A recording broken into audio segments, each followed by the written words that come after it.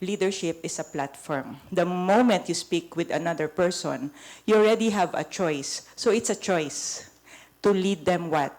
Positively or negatively.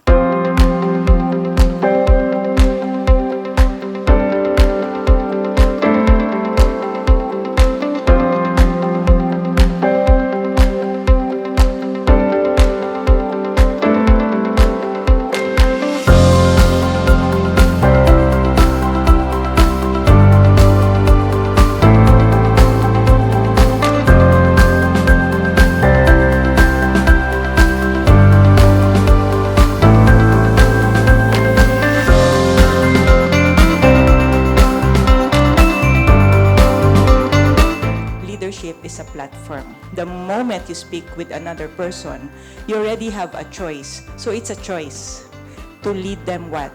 Positively or negatively. The sustainability of your what? Well-being is determined by what? So your version of well-being, his version of well-being may not be the same. So I will present to you something, an acronym, that you will remember, meron pala akong missing link. So the truth here that I want you to wake up to is that when one is out of tune, everything else is out of tune.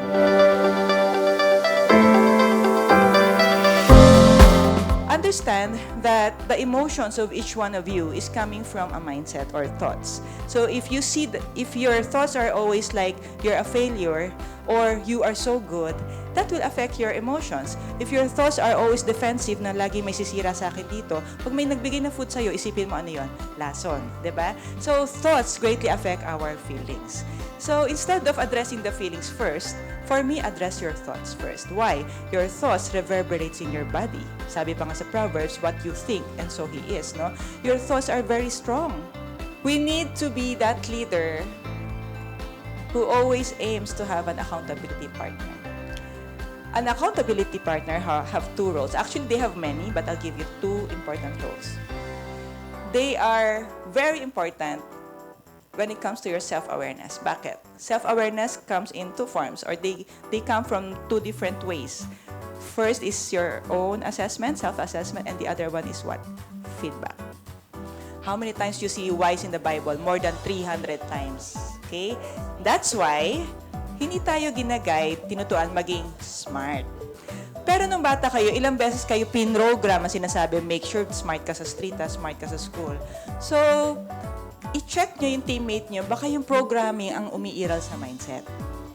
Baka yun ang ina-apply niya. Gusto lang niya maging smart, kaya pala learn ng learn, kinig lang ng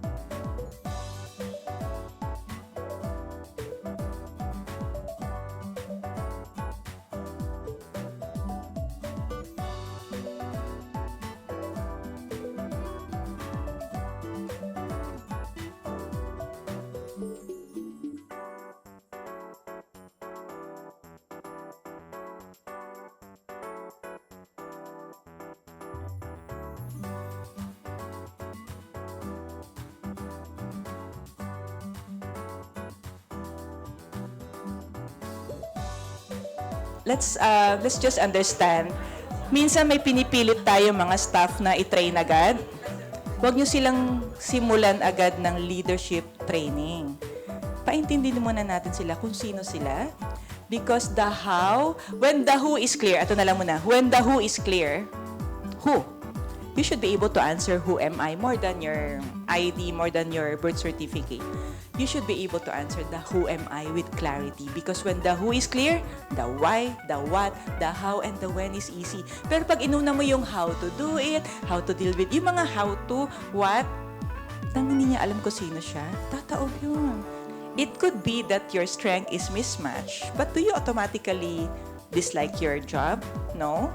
That gives you more awareness what to learn more or what to also control, or what to adjust, but not to give up or immediately transfer. But there are times na talagang hindi na kaya, then ano naman ang mangyayari doon?